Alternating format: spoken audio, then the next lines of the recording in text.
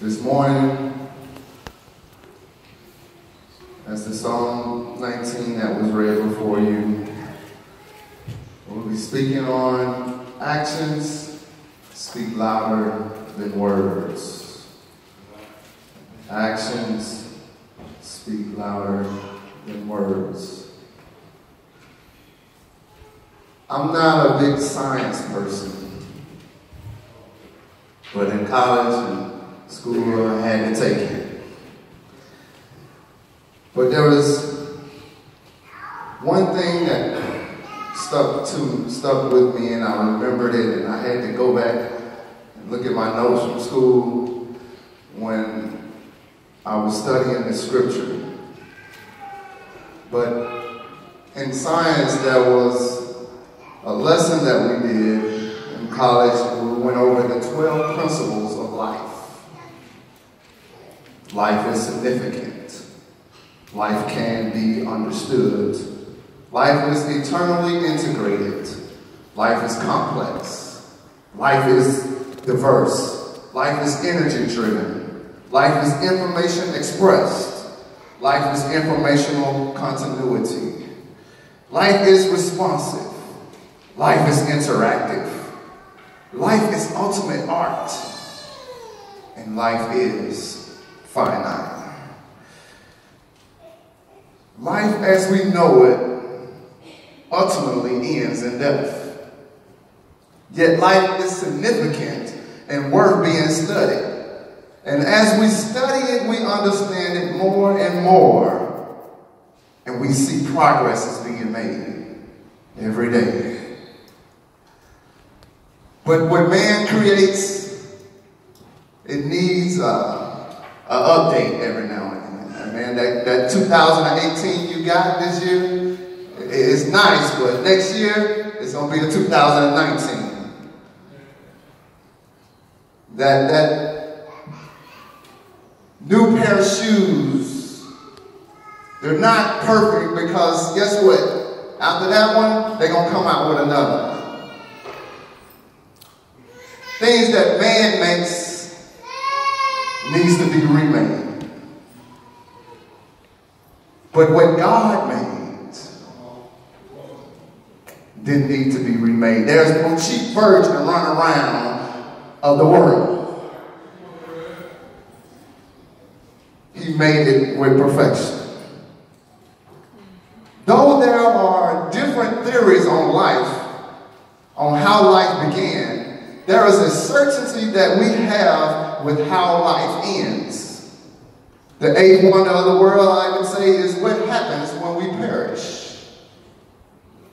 So whether you side with scientists who come to a conclusion that their understanding has brought them to a big bang that happened billions of years ago, or as the beginning of our beginnings, or as believers who stand on the words in this holy book, that in the beginning, God created. It doesn't tell us all the intricacies and how it was done, but it tells us the bottom line is, how do we get here? God created. The writer of this song is telling us a lot about life in a rare but simplest form. There's things I want you to leave here with today. I want us to understand that life is work. Life is purposeful. Life is meaningful. No matter what you understand or how you feel about science, biology, molecules, bugs, animals, cells, and etc., pretty much everybody understands this saying: actions speak louder than words. The psalmist points us to the actions of God to understand more about the purpose of life. He declared that creation speaks of God. We'll see this more as we walk through this text. that is throughout the Bible where we find that creation speaks and testifies to God. How many know the scripture? And the people were warned that if you don't cry out, the rock's gonna cry out. Creation speaks. Life is work. In the beginning, God created the heavens and the earth and all therein. It is in this action that we find understanding that life is work. See, God is omniscient, He's omnipresent, He's omnipotent, all-powerful, the great I am. Beside Him there is no other. He is everlasting, the Alpha and the Omega, over all, does not faint or grow weary.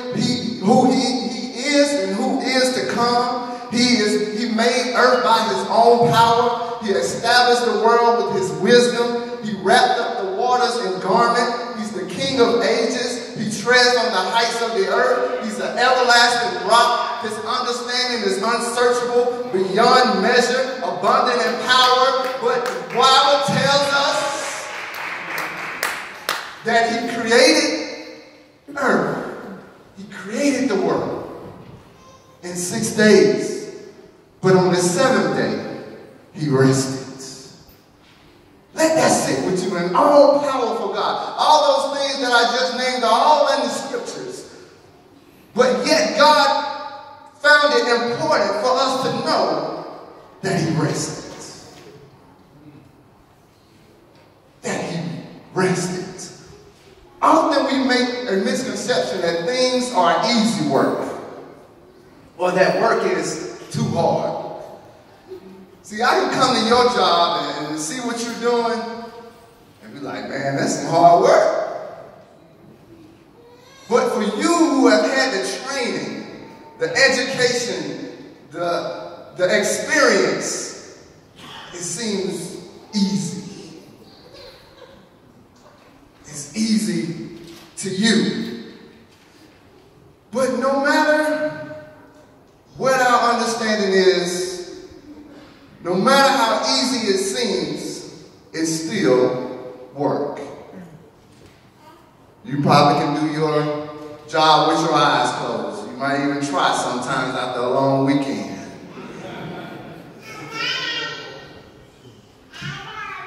Because your knowledge and understanding of it makes it easier to somebody who doesn't have that understanding. But one thing is clear. Life is work. The heavens are telling of the glory of God, and their expanse is declaring the work of His hands. Day to day pours forth speech, and night to night reveals knowledge. Creation speaks. Does your work speak the glory of God? Creation speaks the glory of God. Does your life, does your work speak the glory of God? Do you speak mediocre, or do you speak perfection? With our mouths, we say we can do all things through Christ who strengthens us. But with our actions, we say mediocre, just enough. Our mouth says nothing is too hard for God, but our actions say, I don't know about this one. Don't fear perfection. You were created by a perfect God. All that you are, everything that you do, how you carry yourself on your job, how you speak to other people, why you do such a quality work, why everybody else run around mad and sad and you walk around with a smile on your face. It's because you serve a perfect God who created a perfect being, and He has everything working out for your good. No matter what it looks like, no matter what everybody else is doing, it's working out for your good, because the God you serve, He can do all things but fail.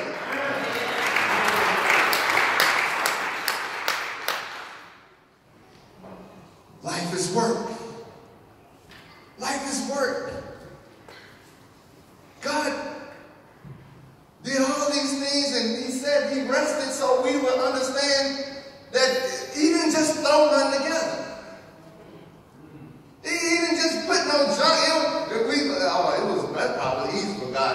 to create the heaven and the earth.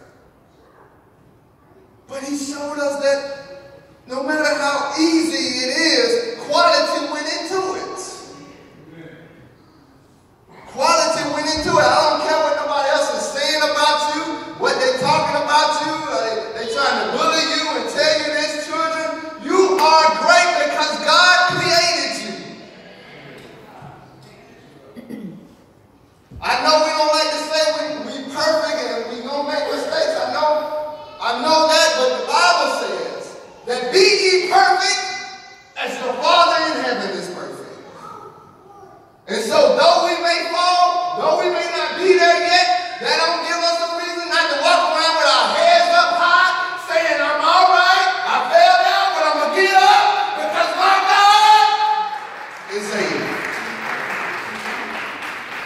God didn't put no junk together. He worked on it. Brother Andy, he worked. He didn't just throw it together. So what makes us think that if we want anything in life worth having, that we don't have to work for it? If God is working,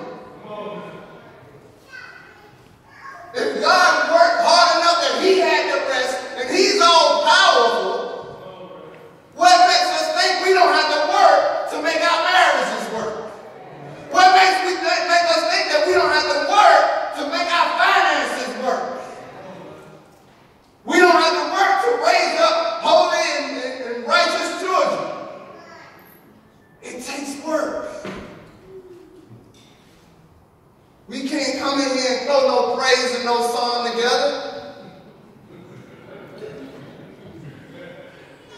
Amen. All the work God did to make sure you made it here today. And we don't come in here with a lazy praise. Come on now. We somehow, it don't take all that. But they practice too long in the choir. I can't be in it twice a week.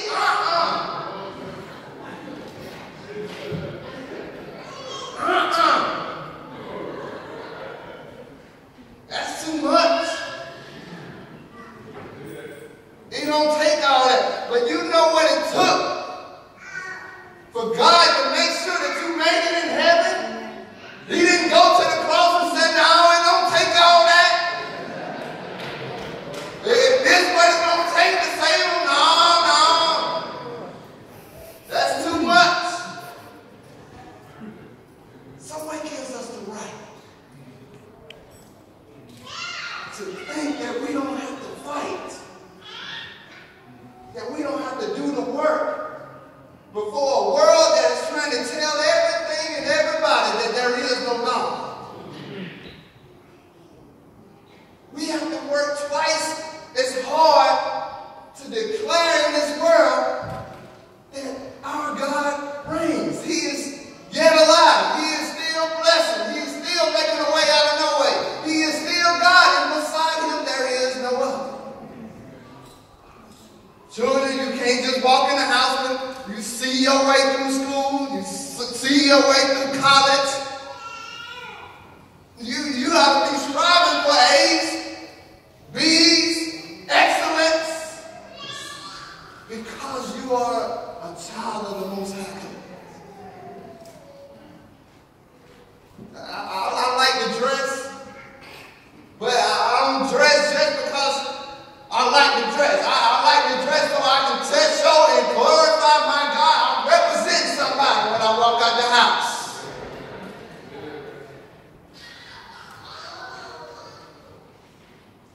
I may go to work. I don't feel like it. I don't feel like doing no work, but I always press through because it's not just about a paycheck.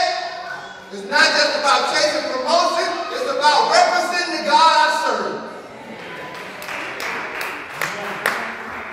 I heard a preacher say one time, you want to show people that God is real, that God is still blessing, pay your bills on time.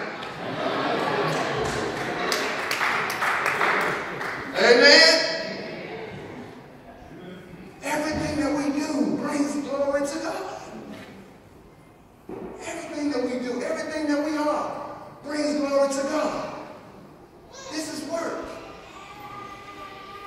everything that you are. Watch this. I'm going to show y'all. Now looking at me like y'all from Missouri. The show me say. All right. We got any single people? Single? You single? All right. Let me get a male. Let me get you brother over here. Yeah, come on. You know, I'm going to call you. That's my boss right there. So I hear about it on Monday, but come on, brother. And my family, the Cash family, I'm asking them to come quickly because they're going to count this time against me. They say it don't take all that. You preach 20 minutes, Reverend.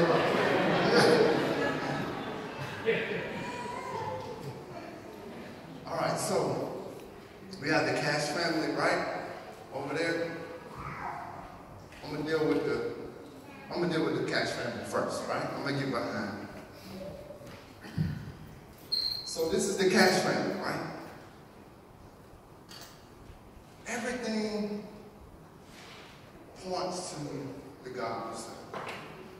That's why it's so important in everything that we do that we understand that we're representing God.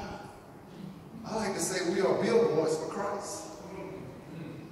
Right? And so this is a representation of a family. Marriage. Right? The Bible in the Old Testament and in the New Testament use marriage as a symbolism of God. Right? You have the Father, the Son, and the Holy Spirit, right? But yet there's one God. The Bible tells us that when a man and a woman get married, they become what? One. Right? The Holy Spirit does what? It goes out, it reminds us, it comforts us, right? And so here we have the family, the father, the husband and the wife, the Father and the Son become one. The Spirit is one. But now these children, right? They are the children. Step forward, children. Right? They got to go to school, right? They got to go to school. They got to have their own families. Right? They got to go out and go to the playground. They're going to go and be with their buddies. Right? They're all going in different directions, but they're still one with the family. How they go out is important. Because they are going out as a representation of the Spirit. Because they're going out, they send them out with the same spirit that they have. Right? That's why we say, I didn't raise you like that. Amen? And when you leave the house, I expect you to go in the same spirit that I raised you with. So when you're on the playground, when you're with your friends, when you're at school, when you start your own family, you got to have the same spirit. It's your children. It's your marriage. Representing the God we serve. It's not about the husband only. It's not just about the wife. Wives, you can't just feed the children and forget about the husband. Husband, you can't go and work sun up to sundown and just come home, watch TV and go to sleep. Because this is one. It's bigger than me. We are representing God. Right? So when we're divided, we're saying our God is divided. That's why, you see, we mix a lot of things up. It's not about divorce. It's just not about, we separated. It's not just a physical point to where God says he hates divorce. But it's because the family, the marriage, represents who he is. God ordained marriage. The court system didn't come up with marriage. God ordained marriage. The world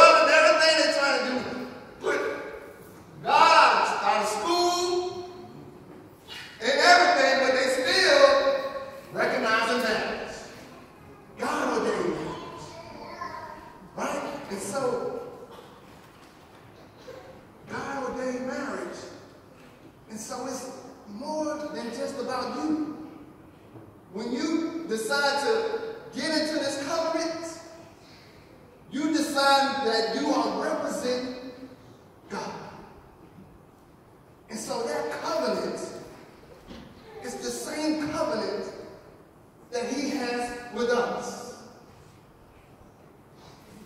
And so that's how the family represents God. Even though they're separated, even though they're going out their own different ways, they are still one.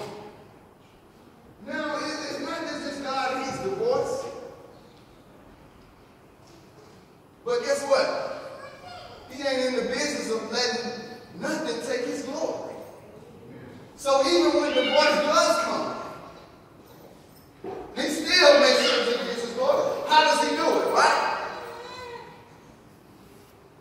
Single, right? All right. Y'all stay apart. I'm going to try to put y'all together.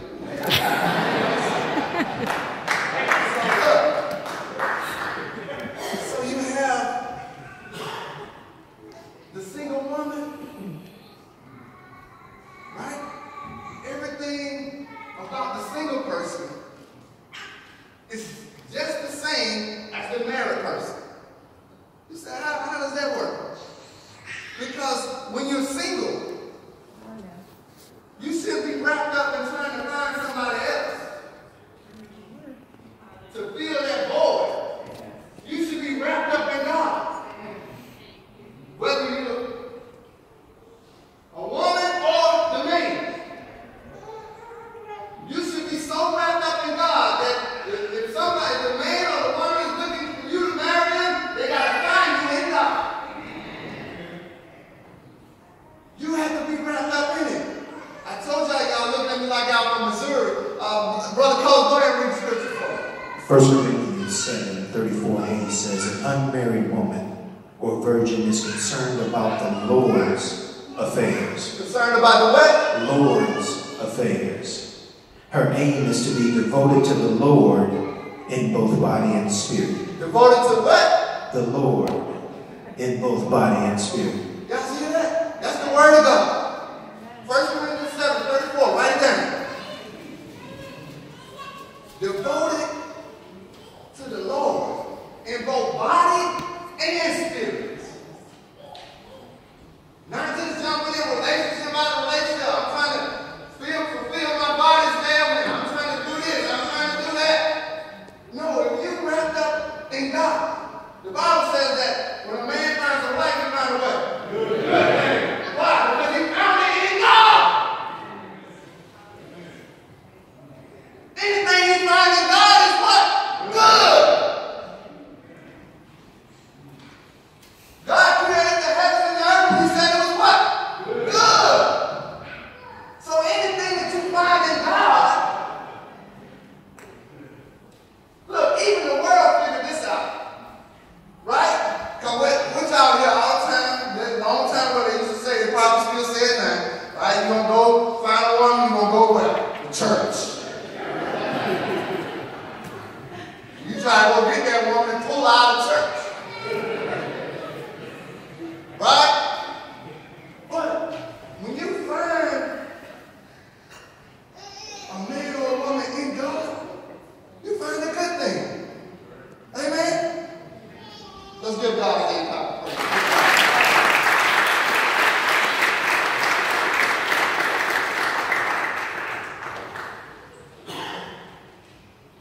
Everything in the kingdom of God, everything that God created, works together. It works together, right?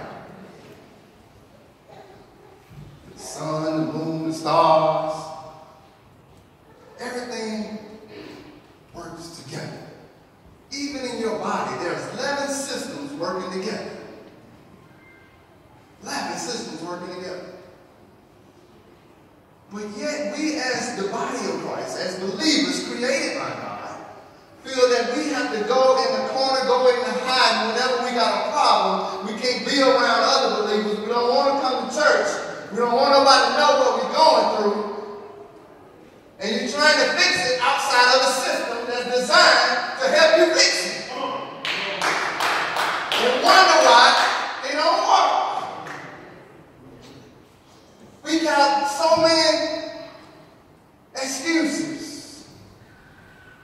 come to church when I get myself together. You can't get yourself together when you're working outside of the system. If the system says you need a key to start your car, if you don't have a key, you can't start your car. You're not working in the system. So how can we believe that we can work outside of the system and have anything successful? I was on the phone the other day. This is why God reveals it and He gives me a word. I'm like, He just keeps showing me, hey, this is the word, right? So I don't go and do my own thing. But I was on the phone with the guy from my bank. And we talked about and handled the financial issue, and we just started talking for some odd reason. And he was saying, he was like, I don't know, how things work, how I'm going to get to this or whatever. And he was like, I said, well, I can't do anything without God. That's the answer for me. And he said, yeah. He started saying, it's like, you run into these people all the time. It's like, yeah, but church folk, this and a bunch of hypocrites and this and that. Right? If the first thing you are crediting God for is a man, you're not looking to God. I want you to know, everybody in here, we are not your God. We are not your God. So if I mess up, credit it to me, not God. God didn't mess up. He gave me the word so I can do the right thing. But I messed up. What did the psalmist say? He said, keep me from intentional sins. It's in the book. Keep me from my intentional sins. Those things when I don't want to do right. Because when I don't want to do right, guess what? I'm stepping outside of your glory. I'm affecting your picture. And so keep me from when I don't want to do right. Because we're all in a war. We're all in a spiritual warfare. And so we can't think because you failed. Because you didn't show up on time. Because you said something that hurt my feelings. That I can just step away from God. It's work. We got to work through this thing. We all working through it. We all trying to figure it out. Amen? But we have to work it together. Oh, one person just got the vision. God didn't design us that way. That's why you got one gift, you got one gift, I got one gift, you got one. They're not the same. But guess what? They all designed to work together. I can't sit up here like my gift better than yours. Oh, nah, I know I got this gift, but I want that gift. I want to sing like her. It doesn't work like that. The gift you have works together in the system. Life is work. Life is meaningful. Life is purposeful. Life is purposeful. The psalmist tells us in the Word of God is where we find our purpose. I wish I had time to unpack that. But read that scripture, that psalm on your own. The psalmist said the laws, the decrees of God, that is what guides me. That is what I need to live a life that represents the image of God. And so as we stand all over the building, I can sit down, I keep preaching.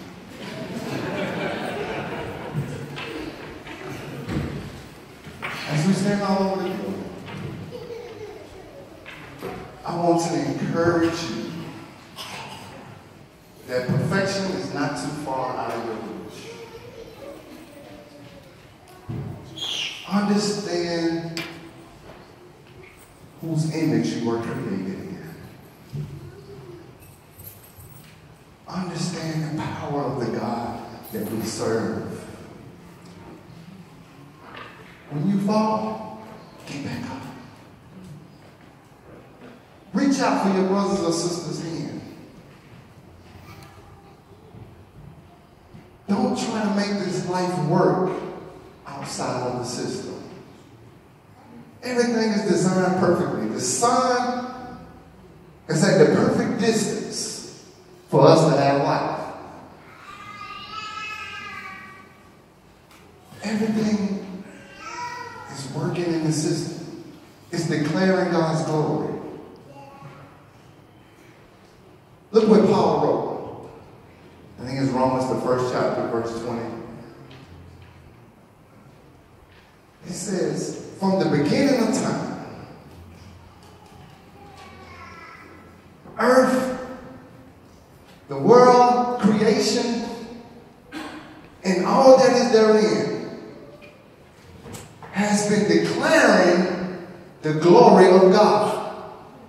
Why has it been doing that? So that man is not without excuse that there is a God. There's no excuse.